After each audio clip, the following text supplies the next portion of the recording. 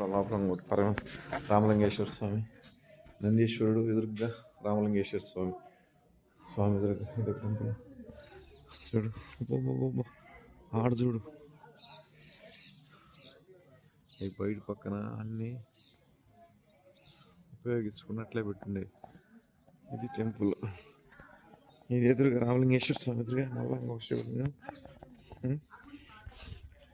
ఇది చూడు, ఇదిగో స్వామి మెయిన్ టెంపుల్.